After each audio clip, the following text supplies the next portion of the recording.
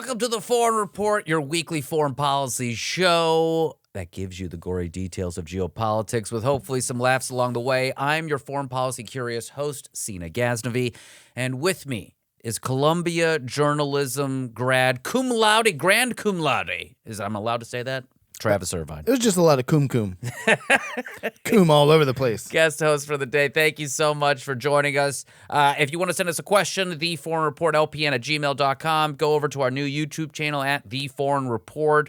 Rate us, subscribe to our YouTube channel, rate us on Spotify, rate us on Apple. Watch us everywhere. Follow us on social media. Sign up for our newsletter. Yeah. We got a big show today. We're going to talk about the Trump's first 100 days with a little tilt toward foreign policy, of course, the international stuff. We're going to talk about what's happening in the Kashmir region between India and Pakistan. Ooh, love a good cashmere sweater. I knew that was going to come. I knew that was coming. Right out of the gate. And then we've got, in the tail end of the show, of course, to the J.D. Vance corner. Yes, and I'll have some, fun parts of the first 100 days with our neighbors up north. Which is, yes, that's right. They're very happy right now. Very happy. Well, some of them are very happy. Some of them are very happy. But Travis, I want to get to the first 100 days. Great. I hear it's going great. No complaints. No complaints. Everyone's happy. Everyone, slow news. Slow news 100 days. Definitely hasn't felt like 100 years. Right.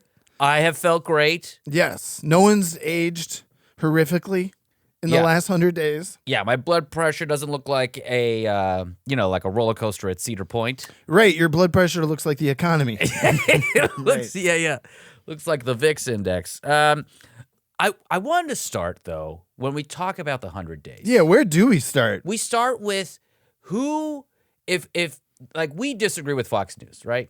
Sure. And when I want to think about if I want to believe something someone says, right, I look to someone that I disagree with, and if they say the same thing I am, then I know that there's a good overlap. Does that make sense? No. So I hate Fox News. I know. But I watch it to know what those people think. But if Fox News says something that also you agree with, oh, that's bad. no, it's not bad. It's good? It's good because then you're like, that must be true. If Fox News and I are intersecting, yes, it's like Candace Owens of The Broken Clock is right twice a day. Yes. Right? Okay. So here's what Fox News said about Trump's first 100 days. They had the ghoul that is Stephen Miller on. Oh, well, I never agree with anything that guy says. No, but they did show this graphic, which, I think these are 3 huge wins from the Trump administration. Let's look at it here. All right. For those of you, for the audio listeners, don't worry. We'll read everything that's on the screen right now. I like your screen grab is particularly Stephen Miller mid-wet fart. He looks great. He's incredible. Hairline still incredible. What? Yeah, that is a hairline so that this starts is, at the back of his head. Yeah. So these are accomplishments that he is listing. This is not even the graphics department playing a prank on Stephen Miller. This is not a bit. And I actually went through and looked. Yes. Other reporters had reported on this. This is real. Okay, Wow. This is not a bit. And this is not Stephen Miller of the Steve Miller Band. Nope. They're not flying like an eagle. This is Fox News Stephen Miller. This is Fox News, Stephen, with a PH. Much worse. President Trump's accomplishments. Big letters, all caps. Here we go. 3 big ones. 3 Ready? big ones. Ready. Declassified the JFK files. Barely declassified, but okay. And I think... I know experts in this field. Yeah, we do. And we are conspiracy fans. We work for a network that covers conspiracies, including the JFK files. They were barely declassified. Barely declassified. But that's an accomplishment, I guess. But I think everyday Americans really appreciated that when they go to the grocery store and there's no eggs there. There's no eggs. They're like, Well, at least we know who killed JFK. That's it. This is great. Wait, who did what? it? I actually don't know. I'm more confused about who did it now. I did it. Oh, great. Here we go. Second one. Okay, number 2. Second big victory for the Trump administration. Coming in hot. I'm sure this is going to be a big one. This is a huge one. Ended federal support for paper straws. What? Again. What the F? When I go to the gas pump. Yeah. And I'm like, man, gas is expensive. Woo, it's expensive. But you know what that convenience store inside doesn't have? Uh-huh. They're not going to have paper straws anymore. Yeah, they melt in your mouth, not in your hands. Well, they're not going to. Yeah, exactly. They don't exist anymore. I don't like paper straws. I don't either. I tell you what, I do like those vegan ones. They're like a harder. Yeah. You know, like the brown ones. You can eat them after you're done. Yeah. That's great. It's fantastic fiber. So that's accomplishment number 2? Number 2. Okay. First one, not really real. Second one, kind of real, but who An cares, actual executive order, by the way. So every federal agency or department. And he's done like 3 executive orders a day at this point. So 100 days, it's 300 executive orders. I wonder how much they cost, too. How much does one EO cost to like draft and make? To write, to sign. That needs to be doged. Okay. Third one. Oh, no. This one's so dumb. Listen, I don't think anyone's going to be upset about this. This is so dumb. Ended production of the penny. Okay. Yeah. Great. When I'm at the convenience store, at the gas pump, or the grocery store, all the other places we've mentioned, you know what I'm thinking? What? Man, I'm glad I don't have a pocket full of pennies right now. Well, you know what I'm going to miss? Take a penny, leave a penny. Oh, and a lucky penny. I saw a lucky penny on the street the other day, and I was like, I'm going to leave. Right? Heads up. You better believe it. And what I do is I leave it for the next person. Well, that's not very lucky. I know. I'm going to need to start picking those up. You need to pick those up. Those are the last pennies left. If there's anyone at this network that needs to be picking up heads up pennies, I'm there. I'm going to start picking them up. That's crazy. So he ended the production of the penny, and that's accomplishment number 3 on a list of non-accomplishments. And then let's look at the bottom chyron here. Okay. Oh, I haven't even looked at that And the bottom says, this is just, running during the Hannity show.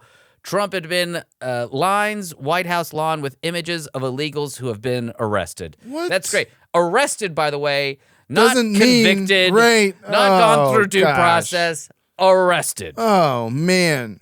That's like the opposite of like when they put crime victims' faces out on a lawn or fallen soldiers. This is like the complete. Here's people's rights we violated. Yeah, this is just. We had no due process. Look at us show it off. I am waiting patiently for all of this to clap back, and it's slowly happening. These court cases, he keeps losing them, right? But eventually, it's going to turn. I mean, you got to think the graphics department at Fox was even like, what the hell are we doing? Yeah. Wait, the intern, did someone get us one other win? Is there no more? There's just these 3? Okay. You got nothing for me? You got 100 another? days? 100 days. And this was it? Okay. Ooh, well, okay. I'm just going to do my graphics internship here at News Corps. So I thought, okay, then surely Fox News, again, if we see eye to eye with Fox News, that Venn diagram is happening. Okay. I'm imagining it. I imagine it. Mm-hmm. Okay? I'm imagining me agreeing with Fox News. Go ahead. We're all finding common ground here. I'm a uniter. You are a uniter. Yeah. That's why I miss that show, Hannity and Combs. I miss Combs. Yeah. Sean P. Diddy Combs. That guy was really great with Hannity on Fox News. So let's look at a Fox News poll that just went out from the 18th to the 21st. All right. That talks about Trump's approval ratings. Mm-hmm. And this is a Fox News poll. I should note that I believe in 2020, Fox News was one of the first people to say that Biden won. They did, and then they got flack for it. They got a lot of flack. Their political director had to leave the network. Yes. As I recall. Because they tried to do He called Arizona. Yeah. He was like, yeah, it's over. Yeah. And so people in the polling world have respect for Fox News polls. Here's a poll. Voters on President Trump's policies. All right. The economy. Disapprove, 56%. That's a lot. Inflation. Disapprove, 59%. That's even more. Tariffs. Disapprove, 58%. That's less, but with inflation, still a lot. Still a lot. Wow. Zoinks, Scoob. And the economy, inflation, and tariffs, the approval ratings, 38, 33, 33. That is just the cult base that is approving it. Wow, right. That's a Fox News poll, so they're polling Fox News people. I mean, presumably they're polling everybody, but they're displaying it on Fox News. And yet, I mean, if Fox News is putting this up, you got to wonder, someone in the graphics department's like, you sure these You sure these are right? Should I flip them just to make them look good? Do you know how to spell disapprove? Should I flip them? How about I just make each column say approve and then And We'll then no one will notice. We'll just plead ignorance. Oops. Because Trump watches Fox News. He sees this. He definitely sees this, and he knows he doesn't know many letters. I'll tell you that much. Yeah. But he does know numbers. He knows numbers. And those are bad numbers right there. Oh, those are bad numbers. And the hits just keep on hitting for old Donnie Trump. We've also had the biggest drop in the stock market since Nixon, so that's like a record. That's a historic thing. That's Fantastic. That's a lot. There was a YouGov poll conducted for the Times that places Trump's net approval rating at -11. What? I didn't even know.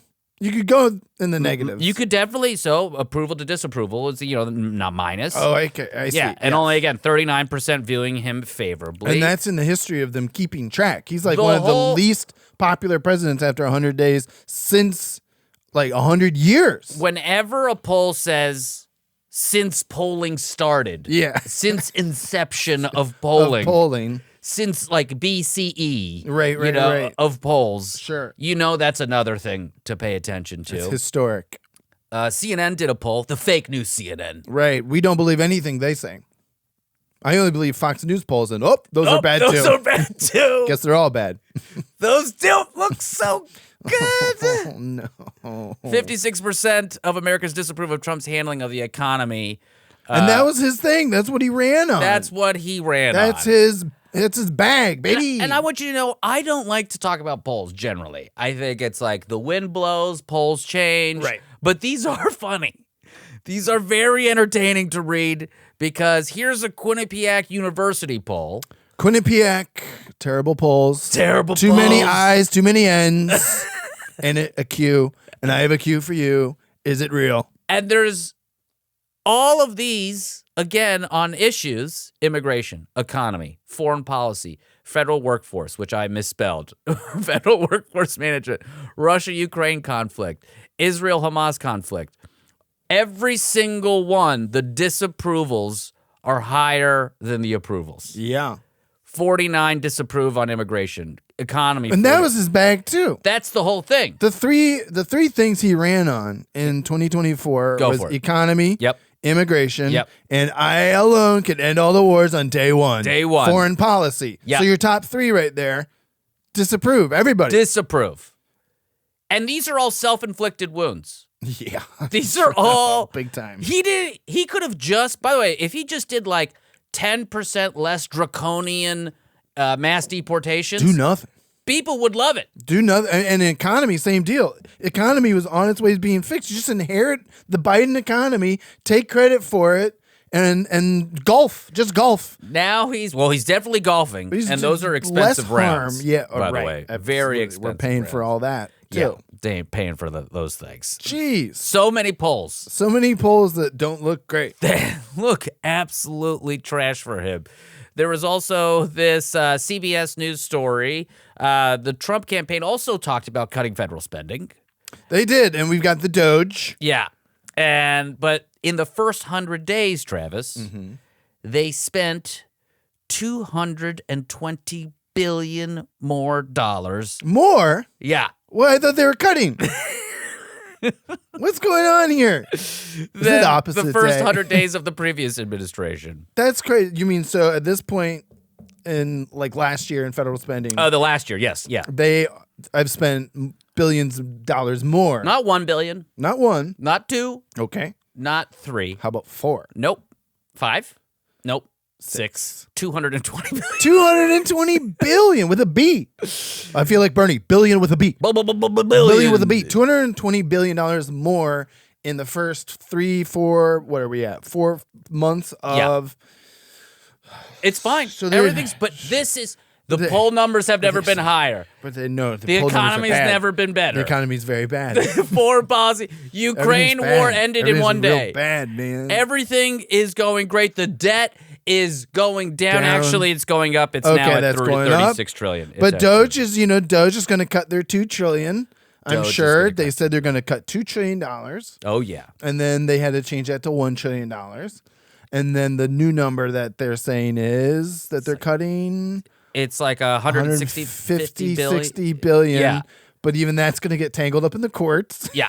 And then there's So- probably going to have to spend more. And then because because they got to fight in the courts. And everyone needs to remember, incompetence costs money. Yeah. And when you have incompetent fascists running the country, Right. it's gonna cost you. Oh my gosh. It's gonna cost you. So even with the cut, even the cuts are costing more because you're not doing the basic things that the money and the departments and the agencies were all doing before. Of course. And then you're gonna have to hire them back. And guess what? When you get hired back as like a contractor, that price is gonna go up. Oh my gosh. So this is a foreign policy show. Let's get to some of the foreign policy. Oh, I'm sure there's a lot of big wins on that. Huge wins, Travis. You Okay. guessed it. Yeah. Gulf of Mexico is now Gulf of America. Okay, that's a win. Every international Question mark? organization has not recognized that. Okay. He kicked the AP out of the press pool for using Gulf of Mexico. And guess what? The court said, you can't do that. Okay. So they got them back in. They want a renewed interest in buying Greenland. We've talked about that on the show as well. That's not a new thing, right? Right. We've tried to do this in the past. Greenland is actually very important strategically. That's where NATO has their sensors to detect missiles coming over into Europe or to America. Right. So that's super. We have a bunch of military bases there. There's a bunch of minerals there. 85% of Greenlanders do not want to be part of the United States. Right, but that's only like what, 50,000 people? Yeah. So what, 57,000 people live there total. So that's not a lot. They didn't ask the SEALs, so I don't know if that includes The SEALs. Navy SEALs? The Navy. That could be the Navy Oh, SEAls. you mean or the man, we need a I'd seal say- approval. Yeah. I think they only got like 40% of the SEAls to report in for that. Gosh. Signalgate. I mean, we love Signalgate here. We talk about it every Pete week. Hegseth, doing great. Easter egg hunt. He was crushing it with his kids out there. Kids, did you have fun? Dad, why Why are you yelling? why- Why are you drinking rain? What's in your coffee? Why'd you eat all my peepers? Daddy's hammered. That's why. But notably about Signalgate, and we've talked about this as well, is that our allies aren't going to trust us with intelligence in the same way they did. Yeah. And we know this because you could see like the absence of something, right? So what was happening was all these other countries were kind of starting to grumble about not sharing intelligence. So that got the United Kingdom to come out publicly and say, despite Signalgate, we'll still share intelligence with the U.S. That's like, we'll still pick the kid that's bad at basketball, put him on our team. Oh yeah, UK always sticking. I mean, they stuck with us when we went into Iraq in 2003, when no one else would. So It ridiculous. was like that was our alliance. It's Tony Blair Tony, wearing a sweater, George W. Bush wearing a cowboy hat probably, who's like a radical liberal now, if you put him in today's political climate. and an incredible painter as well. So So the UK is still with us. That's nice. they're tacitly with us. You know, privately, they're like, we're not going to give them We're not gonna give- everything. yeah. Like, don't let them use the good china.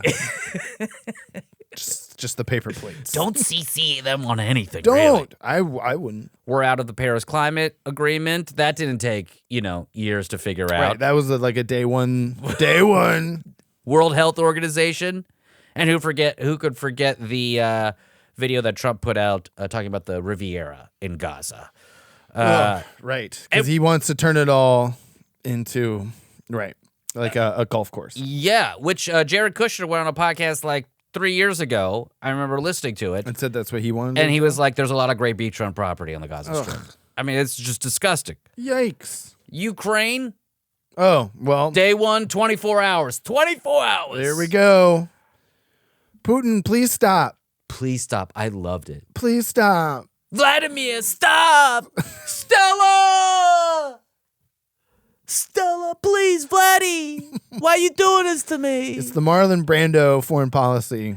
It is unreal. This man got cooked, and he showed up at the Vatican, talked to Zelensky now, and since we did our last show... And he he's fell asleep at the funeral too, right? He did. And then, Fell asleep sitting up. and then did you see when... I couldn't find the actual audio of this. I saw a few clips of Trump walking into silence and then Zelensky walking into uproarious Thunderous applause? Thunderous applause. Oh, well, we all know that was actually for me. Yeah.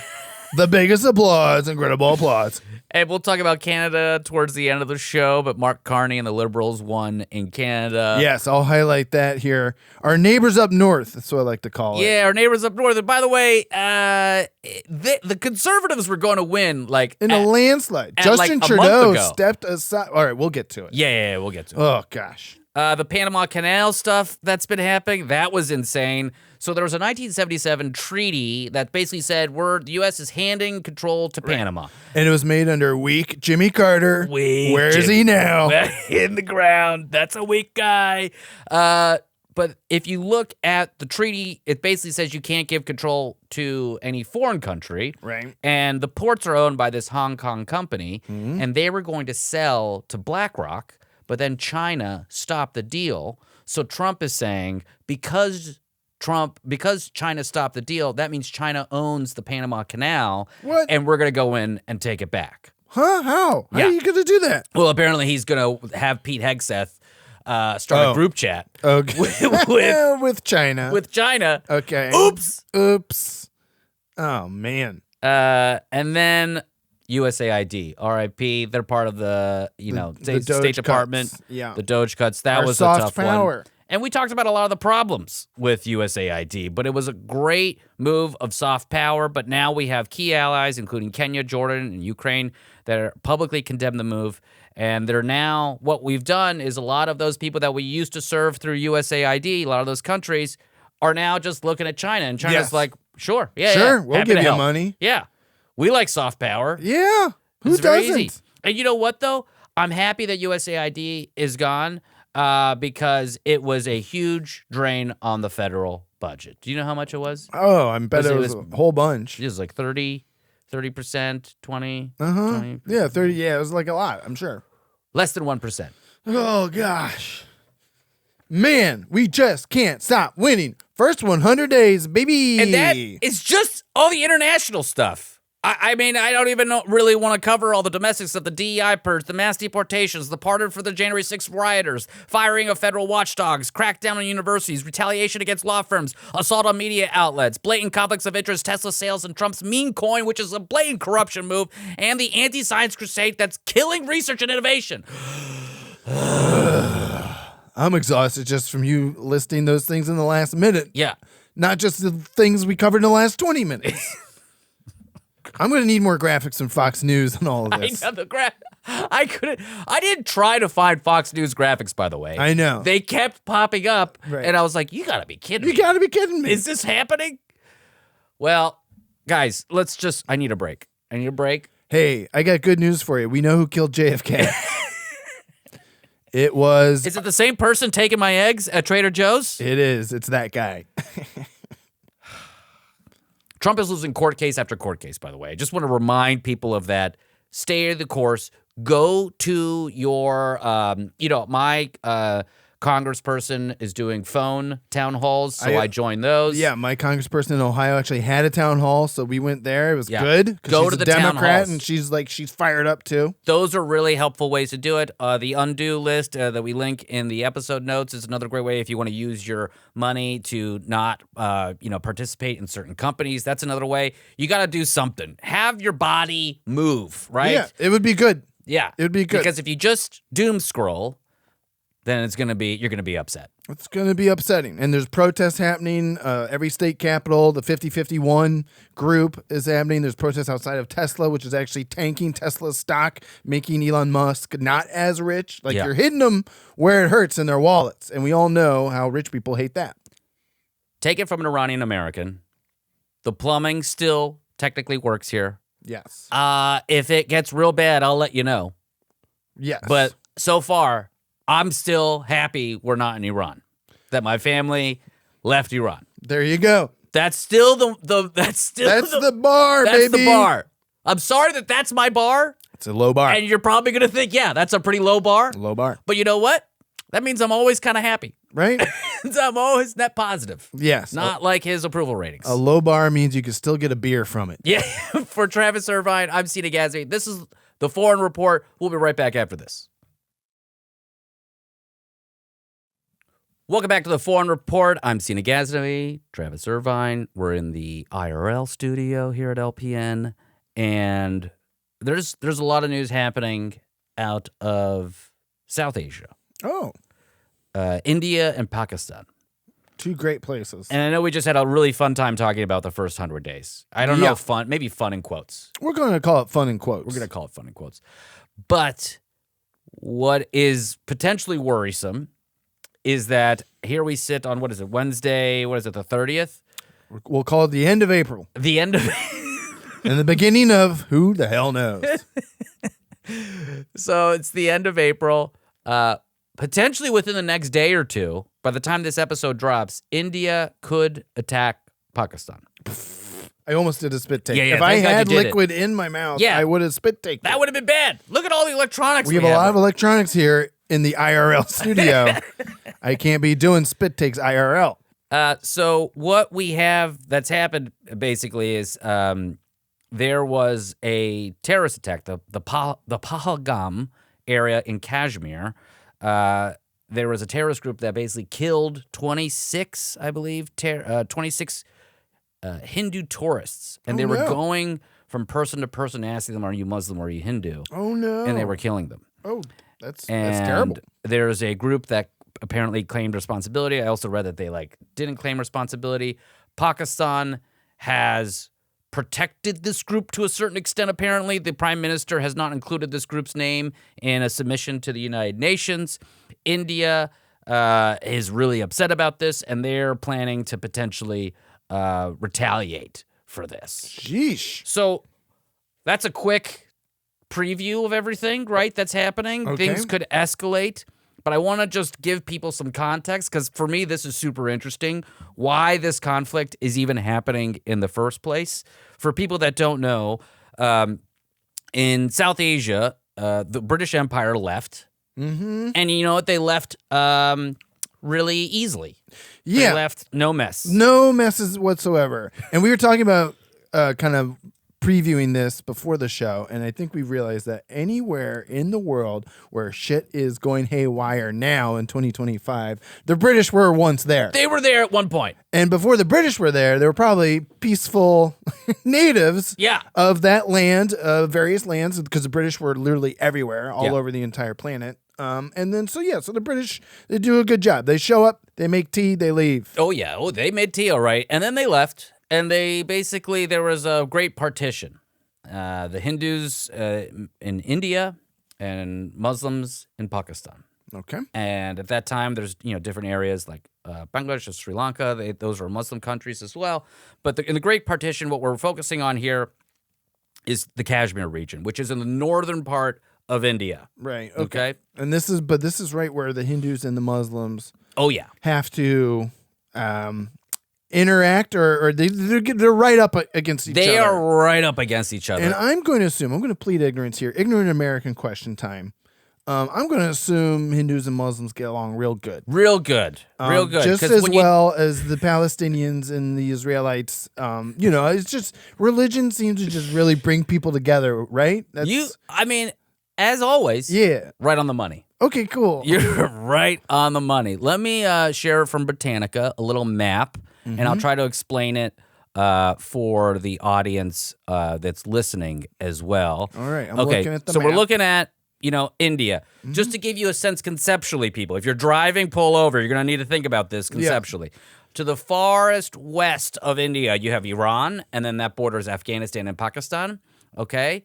And then to the east of Pakistan is India. Mm-hmm. And in the northern tip of India and then the northeastern part of Pakistan, you have the Kashmir region. Now, during the Great Partition, the king of Kashmir said, we're going to be part of India. Okay. And that was despite many of his constituents being Muslim. Okay. And so the Pakistanis were like, oh, that's whack. We don't like that. And so here... there is, and I'm zooming in here. Yeah, and I'm looking at Kashmir. It's surrounded by Afghanistan and Pakistan and China to the west, and then China to the east, and then India to the south. Yes. So lots of players. Lots of players here, and you have the northernmost part, which is administered by Pakistan, claimed by India, Okay. And then you have this region to the south that is administered by India.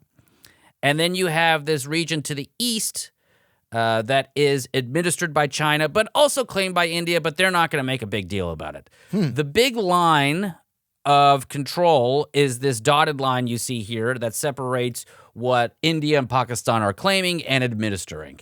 And I've seen, I think it's the RRR movie, the Bollywood movie. Is that an action movie? There's a lot of Bollywood movies I've seen. I haven't seen that many, but the one I've seen stuff where they talk about this. I feel like you've seen one Bollywood movie. You've seen like all of them. I've seen all of them. Yeah. I said it was one day. Was there dancing and singing? All right, great. It's a great movie. Lordy. So there's conflict there. And you always see these news stories where like shit is popping off on this border. I mean, I don't always see those news stories. That's what's incredible, though. It's like it seems like a very you'd think it'd be a bigger story, but it's barely in the news for us Americans. And so this is where the terrorist attack happened. This is a mountainous region. It's really beautiful. That's why there are tourists there. That's why people go there. It is a really nice place to go. And so what has happened now is that in the years leading up, there was several wars, 1947, 1965, and 1971, all over this Kashmir region between India and Pakistan. Skirmishes or straight up wars? They were like wars, right? Yeah. We could go into them at another point, but I just want to kind of give people just a little bit of context of it. Here's the other thing to remember. In the 90s, Pakistan became a nuclear power. And then India became a nuclear power. Oh, good. So both of them hate each other, and both of them have nukes. Oh boy! Oh, I just got a scared feeling in the back of my neck. Now, Travis. And then China's right there, and then Afghanistan's right there. Yeah. Oof, okay. Nothing. A lot of players. What could possibly go wrong? Where's Nepal's role in all of this? That's what I want to know. What is going on? Clearly, the nefarious one here is Nepal. My last name is Ghaznavi. What? Yeah. Oh, congratulations. Thank you. And I want to tell you a little story about my last name. Okay. I didn't know where my last name came from. And I eventually looked it up, and I found out that centuries ago, there was a Persian king in the Ghaznavid dynasty, King Shah Ghazni, who tried to attack India. I think it was like 13 times. It failed every time, but he still attacked India, caused a lot of harm. Did you try a 14th? I don't think so. All right. 14th chime is a charm. That's the old Persian saying that never happened. Right. So it's like this thing that has always been in history. And every now and then a history buff would be like, Ghaznavi, are you related to the king? I'm like, how is that? Yes, is what I say. Right. I say, absolutely. I am heir to the throne. Hell yeah. I am heir to the throne. That's pretty cool. And so when you come to America, from Iran, you kind of like, you pick your last name or whatever. And we had a last name in Iran that was the Ghaznavis. And I always thought this was just the way it was. I never really questioned my last name. Who does, really, right? Right. And so I'm home for Thanksgiving one year. And You're talking Pittsburgh home. I'm talking Pittsburgh home. The motherland. And I'm... Yin's going down to the river. Hey, we're going down there. I'm Seena Ghaznavi. Look out, Tan. I'm coming at you real hard. I'm starting to think this guy ain't from Pittsburgh. Ghaznavi, huh? So we're home for Thanksgiving, watching the news, and Pittsburgh local. I'm with my brother. He's older. I'm with my dad. And then what pops up on the news is Pakistan announcing in their ongoing conflict with India that they have a new piece of arsenal that they're adding to their artillery. Whoa, okay. And can I share it with you, Travis? Oh, please. The Ghaznavi missile. What? This is the Ghaznavi. Happy Thanksgiving. This is the... Holy moly, that's your name on a missile. That's my name. On a giant missile.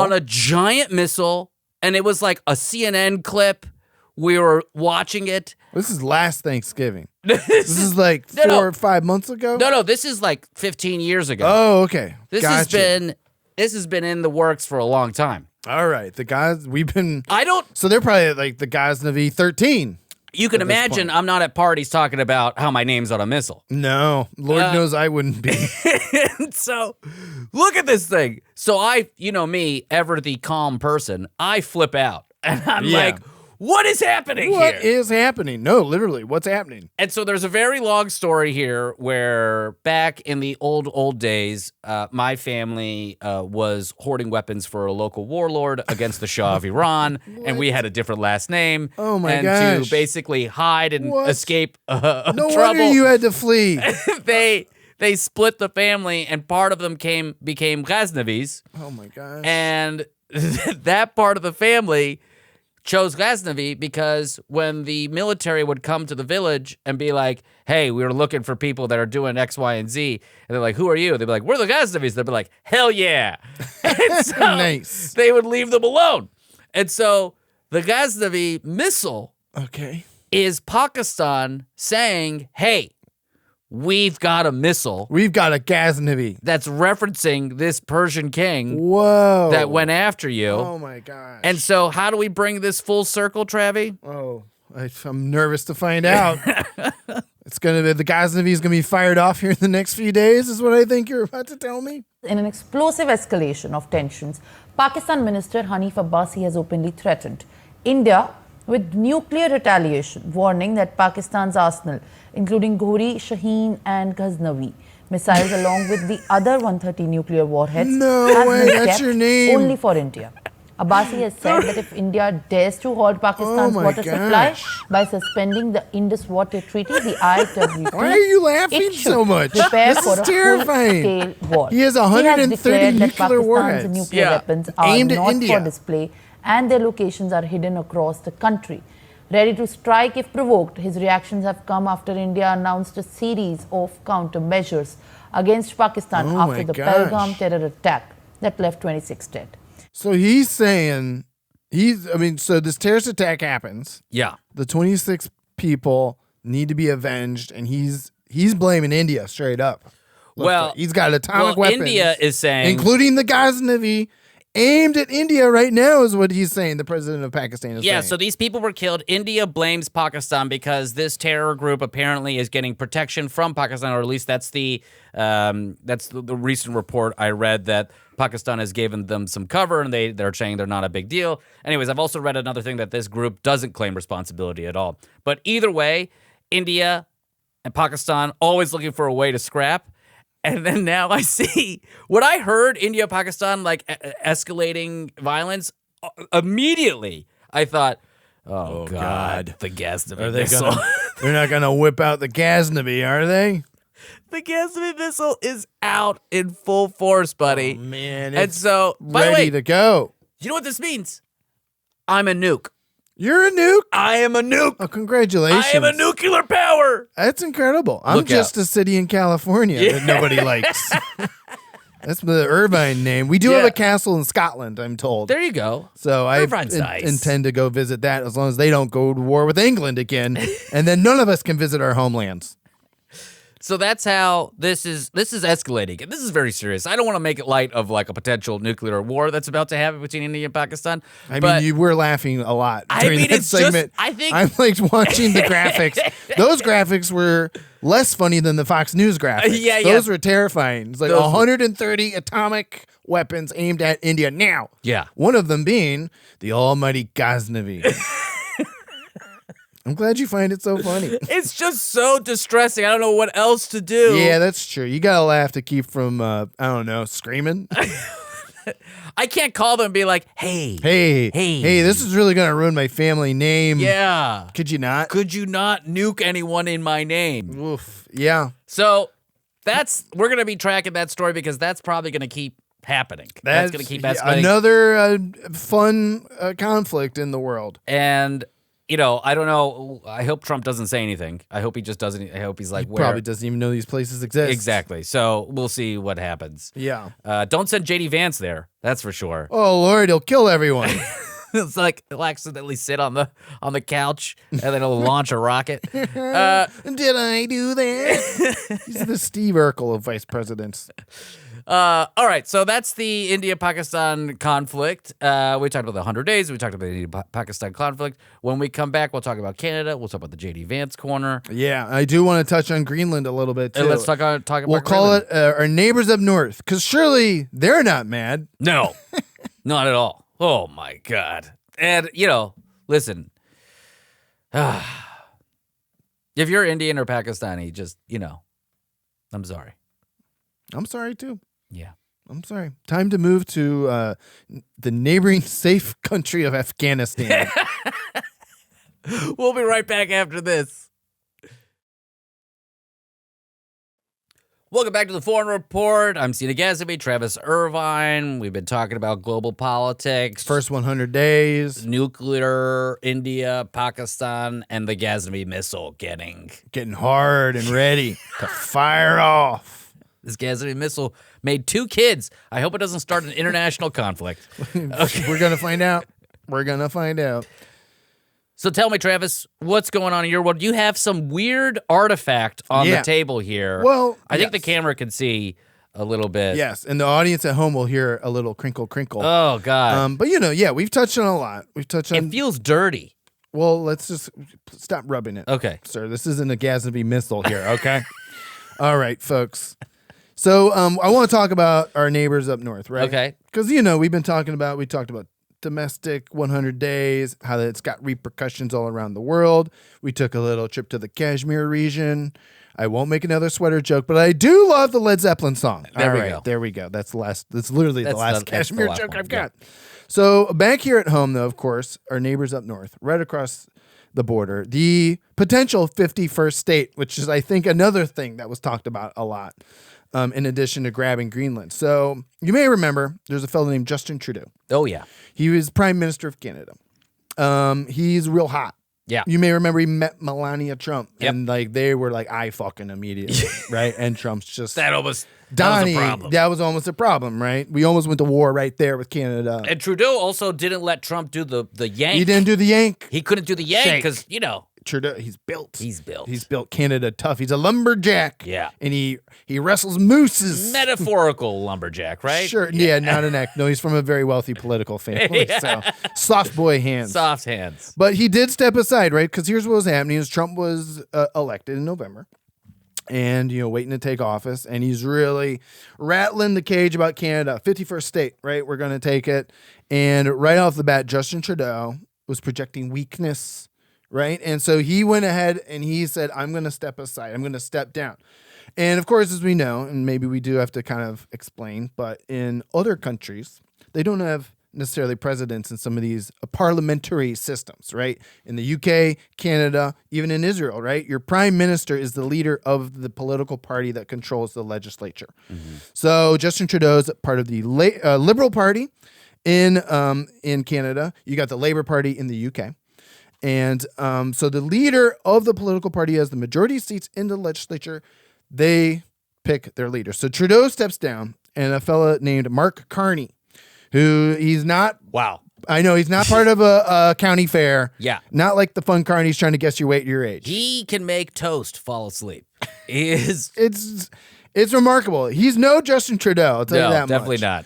not. He lacks the looks, if you will. But he. Again, because Trudeau... Which is nice. I think they needed this. You need a more boring guy. Yeah. Please. Justin Trudeau, too hot. I'll too never hot forget for the camera. There's this one question that Trudeau was doing some sort of like town hall, or he was speaking at some college or something like that. And someone asked him a question. They were like, what can we do that's something that's benefiting all mankind? And he goes, no, humankind.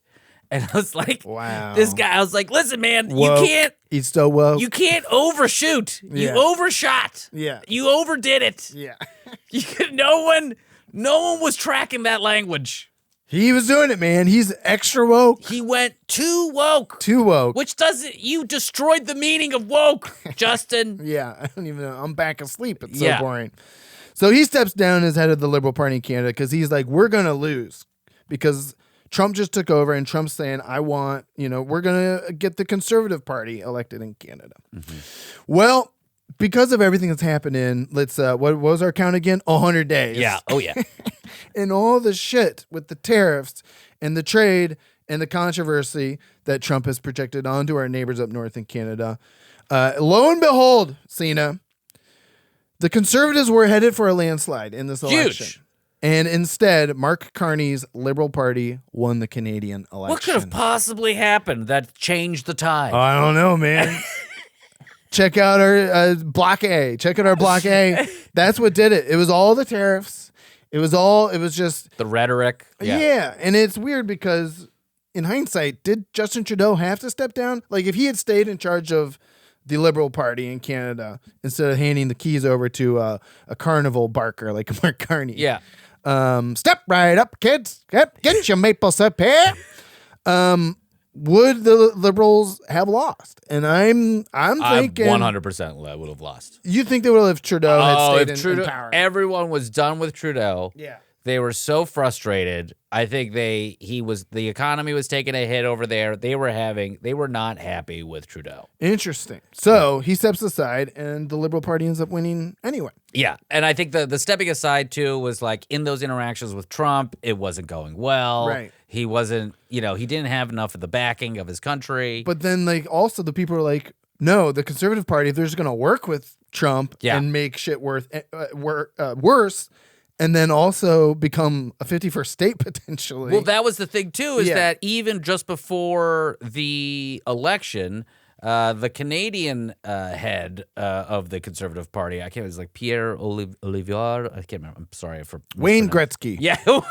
That's who, because Trump was even saying, it's like, I like Wayne Gretzky. And he was like wanting him to run for. Yeah. Like, it's just, Seth Rogen, head of the Conservative Party. Yeah. And he tweeted to Trump, "Stop talking to us. We will never be a 51st state. The Canadian people will elect their next prime minister and next parliament." And so he really went at the guy that he wanted, that he had the most aligned views with. He was telling, "Shut up. Just shut up." Right. Yeah, stop talking and I can win this thing. Yeah. You ruined it. And this bodes, and this is obviously dips back into domestic, but this is what people are saying will happen in 2026. I think so as well. With the Democrats clapping back. But you may hear a little noise right now, Seena. Jesus. This is very exciting. Don't knock over your drinks. I can't because it's paper. This is like this is exciting for me. I'm calling this, Adam, this is a stunt. This is the first physical stunt I'm have. carrot top. I'm carrot prop. This is dangerous. Do we get insured for I'm not this? so much a carrot top as I am a carrot prop. Ladies and gentlemen, I bring to you an actual physical newspaper from my hometown of Columbus, Ohio. Look at this. Seena, it's not a Ghaznavi missile, you can't rub it. I'm going to make that joke as many times as you keep rubbing my newspaper over here. The crinkle you hear Oh, God. for the audience at home. I'm sorry. That's how people used to get their news. Is this in spatial audio? It's I don't know. news printed on paper. Okay. Seena. And there I am reading my hometown newspaper. Meatball. And this is absolutely, again, because we cover international relations. Canada is not just electing the Liberal Party and defeating Trump in that way.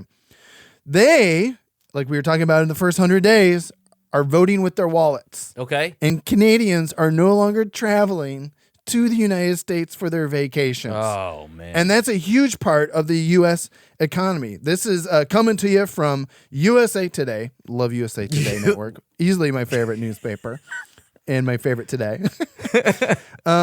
Because Justin Trudeau, before he stepped down, was even telling Canadians, he was like, choose Canada. Choose your vacations in Canada. Or, just don't go to the United States. But now with all the other things we could only barely highlight in the 100 days of arresting foreigners, people who are here legally or illegally and kicking them out, international travelers are canceling their U.S. trips overwhelmingly. Wow. And we want to talk about canceling their trips. Canceling. That's like go anywhere else. It's a big world. It's like you bought the tickets. You reserved the hotel. Yeah, and there's literally canceling. People they're interviewing in here where they're like, we've been planning our trip for months to go to the United States.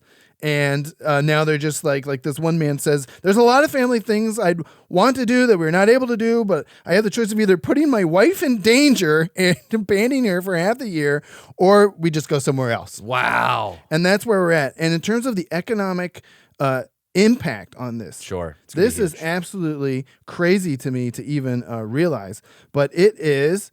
In 2024, spending by international visitors in the United States generated $2.9 trillion in economic output. With a T. With a T, trillion. That's almost $3 trillion of people just coming here to see stuff, to check out stuff, to eat at our restaurants, to, go see our parks in our cities. And now they're just not coming here. And with Canadian travelers alone, they spent $20 billion. That's 20 with a B. And even a reduction in, and get this is absolutely bonkers to me. Not only are airline bookings from Canada to the U.S. plummeting, down by more than 70% each month through the last few months, but now carriers are even cutting their flights between the two countries by 3.5%. Yeah. So Canadians who used to love to come here because we're neighbors and the border is, it's a porous border. Anyone can, if you're a Canadian, you can come in the U.S. and visit. And now they're just not. And they're gonna either travel in Canada or they're going to go to, any other country that's not insane and that could just lock them up for being foreigners here. Do you think? And we're losing money because of it. Should we go visit Canada? Should we help them out? I'm nervous about that. I mean, we were recording the show again at the end of April. Our lovely bosses of Last Podcast on the Left have a show in Canada. Oh. And we're hearing stories from our fellow comedians like Jenna Friedland, who you could traveling back and forth between Canada and the U.S. at customs. Like, oh, you're a comedian. Do you talk about politics? Oh, Jenna Friedman. Oh, I saw that. Yeah. Jenna Friedman. Thank you. And so it's it's becoming concerning. Yeah, I'm going to Japan this summer. Right. And one of the things I actually was talking to an immigration lawyer when I was on Sirius XM on the Just Karen to make Hunter sure. show. Yes. He was on and he said turn off your Face ID. Oh. Potentially when you travel internationally, take a burner phone that doesn't have all your contacts and your emails in it. Wow. Or just back them up before you leave and then use just like a SIM card when you're internationally. So, you should take precautions. Right.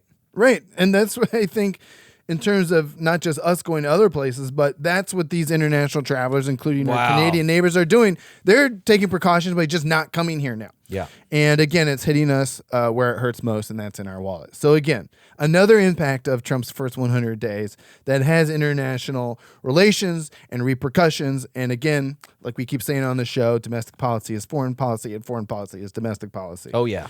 And it keeps going because let's go a little bit east. Okay.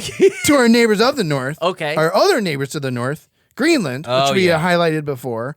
This is also, this kind of blew my mind because also here in the physical paper, remember oh my God. when we were talking about JD Look how many Vance? pages there are. There's full page ads. There's full page ads. I can't click on a single thing. Here, I can't try pitch pressing Zoom. It. Try pressing it.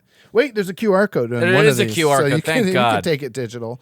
So I didn't know this, but when JD Vance went up to Greenland, because we want to claim Greenland. I already know how this is going to end. Yeah, right. And we were talking about Tears. there's 57,000 people in Greenland on the whole thing, and it's very strategic, and the U.S. has a base there. Did you know that the commander of the U.S. military base that JD Vance visited got fired for criticizing Trump after JD Vance left? What? Yeah, dude. Isn't that wild? I didn't know that. This is it. This is the Trump era. You say anything bad about Mr., the president. So he said something bad about the president. I mean, it's a she, which I think also DEI, we all know. This is absolutely bonkers. So Colonel Susanna Myers, who's headed at the Patufic Space Base, so this is Space Force, which is where J.D. Vance went to visit. Remember, J.D. Vance's wife was going there. She was going to go to a dog sled race. There were going to be protesters at that, but out of 57,000 people nationwide in Greenland, who knows how many people that even is. It was mainly cats, is what I've heard, but they were there to protest the dog sled race in general. J.D. Vance says, I'm going with you, baby. And then they canceled the dog sled, and the only place he could visit where there would be no protesters in a country of 57,000 people was a Space Force base owned by the U.S. So I mean, thankfully, those dogs didn't need any more stress after they were going to run through yeah, a bunch I know. of snow. I mean, J.D. Vance, if there's a record with the Pope, he probably would have killed the dogs. I will say, though, that the firing a general for criticizing a colonel, yeah, and just is not unprecedented. Yes. Stanley and with this McChrystal- administration, yes. Stanley McChrystal was fired by Obama. Sure, in any administration, I guess, if you're critical. But here's the thing, is that Susanna Myers, this colonel, who is in charge of the space base, they fired her officially. The reason was loss of confidence in her ability to lead. Oh. But the firing came after Myers sent an email that broke with the Trump administration's criticism of Denmark and the threats to take over Greenland. And she wrote in this email, and, if it's in an email, you're putting it out there. I do not presume to understand current politics. That's great. That's what you want from a colonel at a Space Force base.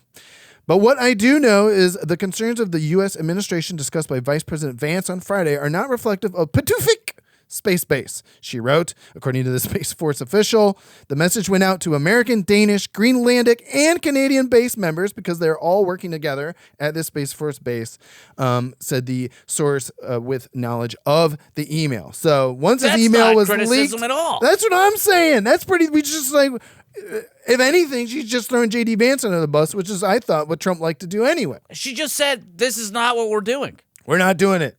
And she was just, again, the Space Force base, you're working with all kinds of countries. There's, it's a collective. What's crazy? That Space Force thing that Trump started. That's the other thing. Space Force is a relic of the Trump first But it's not going to administration. be, I tell you, it's going to be the most important branch of the military soon. You think so? Oh, God, man. We're going to have a war in space. It's going to be awful. And Are there going to be Ghaznavis fired off? People in the future are going to say, thank God Trump made the Space Force. Oh, you think so? It's going to be awful. Yeah. It's going to be disgusting. I'm excited I'm going to be so upset. Yeah. Because presumably someone else would have done it, and it was just a timing thing. Yeah. Because it's not like he came in on his election, his campaign his promise. space horse. Was Yeah. it's like, but space. I mean, do you know how much stuff is up there in space? We got Elon Musk alone has 10,000, thousands of satellites. There's space trash up there at this point. All right? kinds of There's stuff. a ring of trash floating around the world. Which is So- great. Well, in Space Force, from what I remember as well, was the thing that Mike Pence was put in charge of. Yeah, Remember that guy? He Oh, was the yeah. vice president under Trump. nice guy. And then he didn't support an insurrection. Yo, And that was the bar. oh, the traitor. That was the bar. We should have got him. Well, that's why he replaced him with J.D. Vance. That's why we're stuck with J.D. Vance. And one more piece of J.D. Vance news. Okay. Because it does relate to Greenland and Ready for everything he touches. Remember when he killed the Pope last week? We Oh, covered that? yeah. By the way, our TikTok video about that got flagged for violating community guidelines. Well, They don't understand satire at TikTok. apparently not. Yeah. They also, maybe they love J.D. Vance. And maybe they do. I'll tell you who doesn't love J.D. Vance. The thousands of people who also were in Rome last weekend, Easter, the holiest weekend in the Catholic calendar. Big tourism weekend. Huge for the Vatican City and the city of Rome. Ladies and gentlemen, J.D. Vance had 40, count them, 40 4x4s, an entourage of cars Wow. to protect him. And you know what that does to a little Italian city like Rome and the traffic there?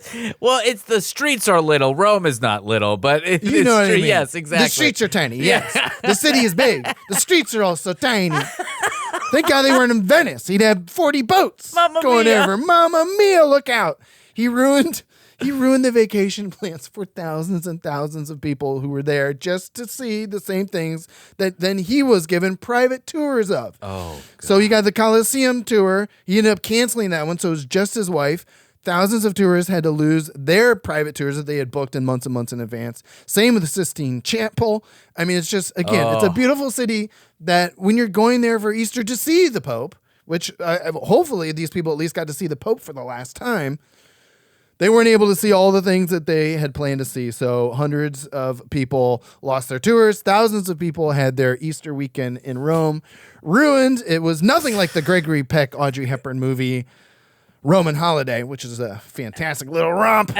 J.D. Vance pretty much ruined that for everyone. So there you go, folks. If you didn't already hate J.D. Vance at this point, He definitely, a bunch of Italians do. And a bunch and of people European- from all over the world. all over the world. yes. So Wow. Soft power. We call that soft power. it's We call that soft limp, something. Limp power. It's soft Nice something. job, JD. Oh, man. The doing hits great. just keep on coming with him. No. I like how every week we come in and like, what should we talk about this week? And then I'm just like, something will happen. So, yeah, we do That's say really that. Like, what do we talk about in this part? Something terrible will happen. Yep. Don't worry. And it will. It keeps happening when everything is geopolitical. Absolutely. Travis, thank you so much for being on today. As always, rate us on Spotify. Follow us on our YouTube channel, The Foreign Report, lpn@gmail.com. Send us a voice memo if you got a question. Next week, the network is on spring break, but we have a great interview episode with you. The whole episode is an interview with Ambassador Joseph Manzo, who's a smart human being. Yes. Who is going to take us through his views on what's happening. He was a former ambassador. Now he's out, and he could say whatever he wants. So that was pre-recorded before any of the crazy stuff has been happening, which is almost daily now. So stay tuned for that next week, and then we'll be back the week after with another show that... Who knows what'll happen by I know. then. I was just going to say the news. If you join our newsletter, we do an update on what's happened since the show drops, since we recorded the show, which I love doing. I have a really good time writing those. So please sign up for our newspaper or newsletter on the website. All right. Check out our links. Travis Irvine, Seena, the Ghaznavi missile. The Ghaznavi missile here in studio, IRL. And don't forget to support your local newspaper. I don't know. Do we have to burn that after? Hey, you can keep rubbing it if you want. We'll see you next time, everyone.